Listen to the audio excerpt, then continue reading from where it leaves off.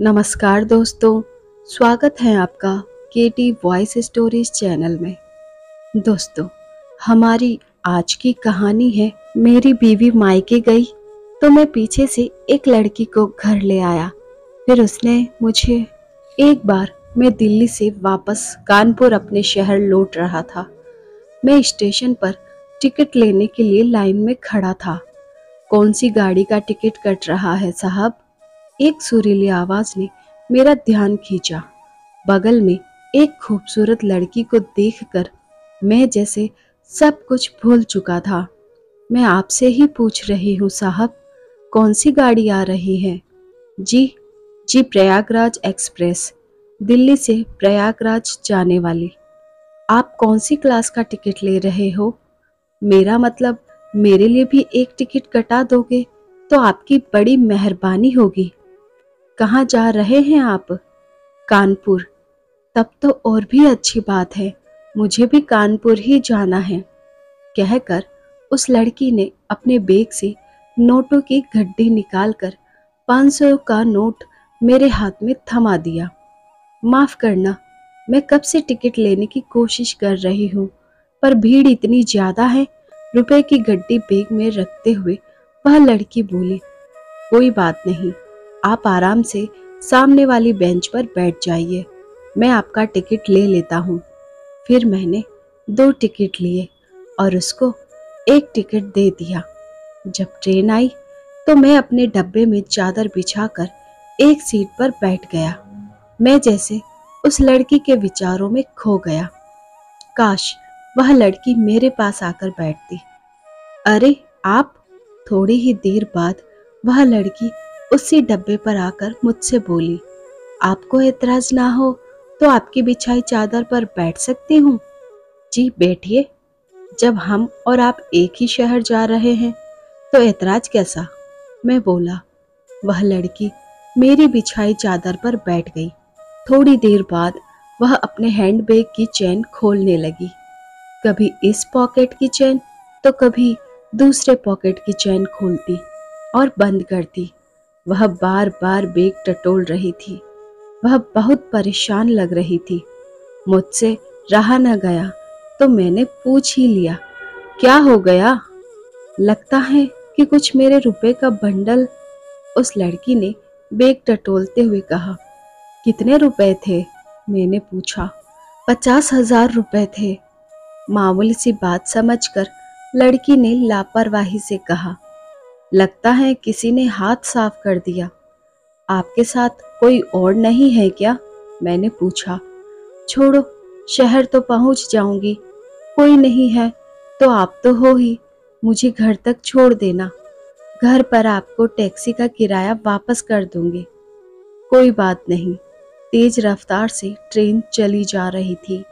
वह लड़की मुझसे सटक कर बैठ गई। लड़की की छुअन पाकर मुझको जैसे बिजली का झटका लगा। उसके बदन की खुशबू से मैं मदहोश हो रहा था। आप कानपुर में कहाँ रहती हैं? पटेल नगर में। और आप? जवाब देने के बाद लड़की ने पूछा, आप किसी सरकारी नौकरी में हैं? जी हाँ। इसी बीच ट्रेन रुकी। वह लड़की मुझसे टकराई। जब उसका बदन मुझसे टच हुआ तो मेरा रोम रोम रोमांचित हो गया।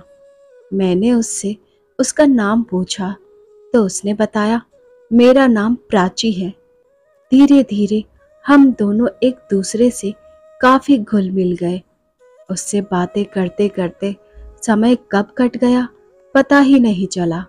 मेरी ट्रेन कानपुर पहुंच गई। जब हम स्टेशन से बाहर निकले तो मैंने उस लड़की से आग्रह किया कि आज की रात वह मेरे घर पर रुक जाए, क्योंकि मेरी बीवी मायके में थी और मैं घर पर अकेला ही था।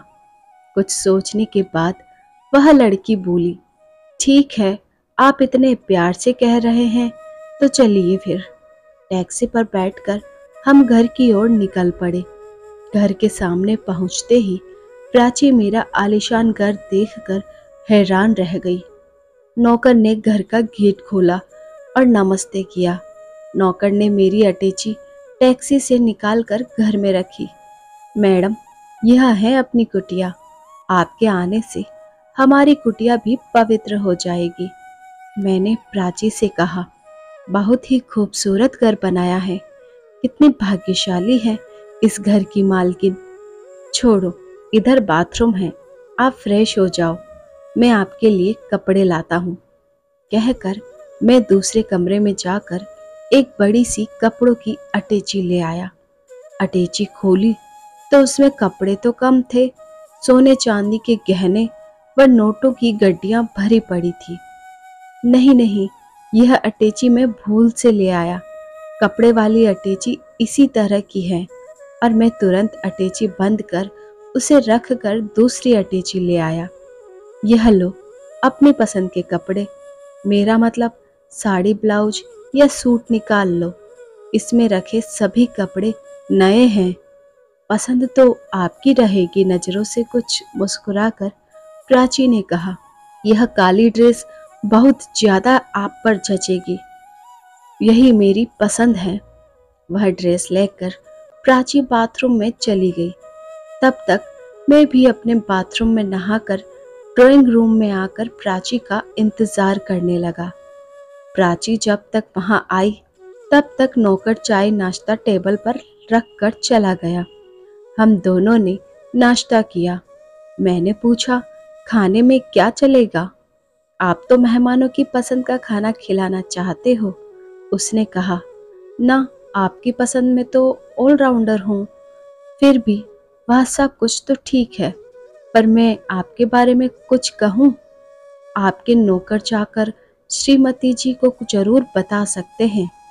मेरे चलते आपके घर में पंगा खड़ा हो, मुझे गवारा नहीं। आप चाहो तो मैं परसों तक नौकरों को छुट्टी पर भेज देता हूँ, पर मेरी एक शर्त है।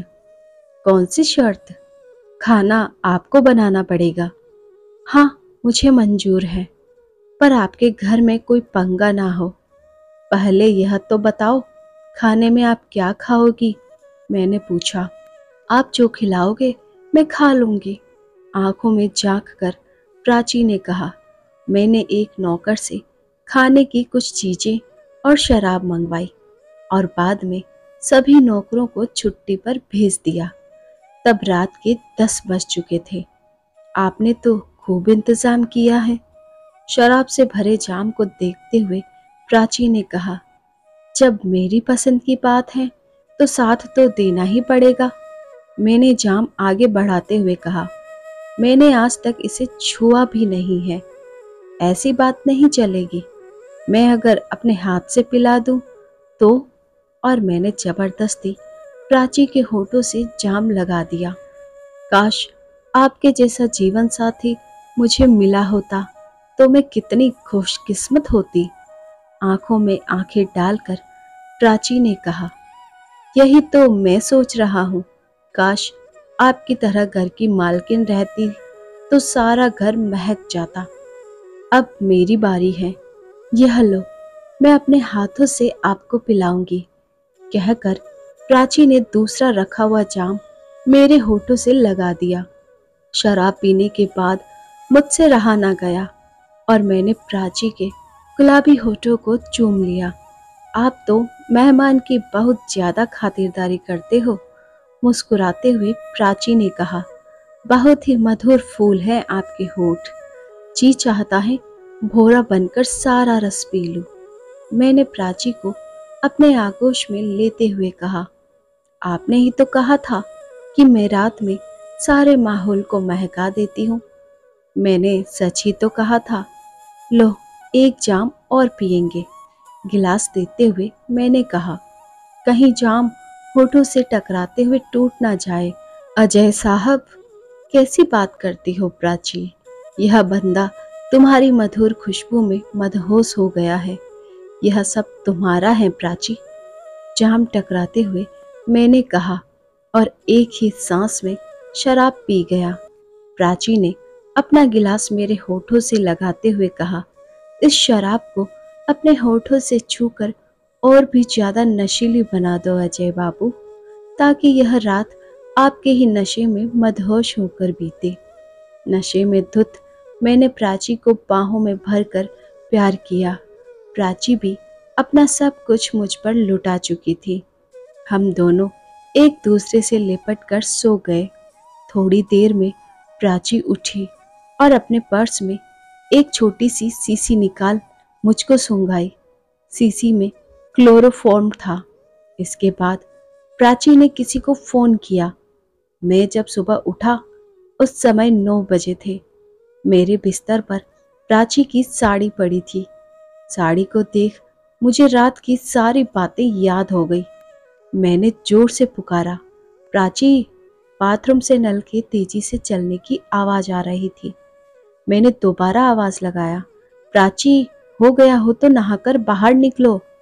पर प्राची की कोई आवाज नहीं आई। तब मैंने बाथरूम का दरवाजा धकेला तो मुझे प्राची नहीं दिखी। मैं घर के अंदर गया। सारा सामान इधर उधर पड़ा था। रुपए, पैसे व जेवर वाला सूटकेस और घर की कीमती चीजें गायब थी। मुझको समझते देर न लगी। वह लड़की मुझको बेवकूफ बनाकर चली गई। मैं वहीं सिर पकड़कर बैठ गया। मुझको अपने आप पर शर्म आ रही थी। अब मेरे पास पछताने के सिवा कोई चारा नहीं था। धन्यवाद। तो दोस्तों, कैसी लगी आपको ये कहानी? आई होप पसंद आई होगी। ऐसी ही और कहानियाँ सुनने के लिए बने रहिए हमारे साथ। अपना प्यार और सपोर्ट दीजिए। चैनल पर नए हैं तो सब्सक्राइब कीजिए। साथ में बेल आइकन को प्रेस कीजिए ताकि न्यू स्टोरीज का नोटिफिकेशन मिल सके। वीडियो को शेयर करना ना भूलें।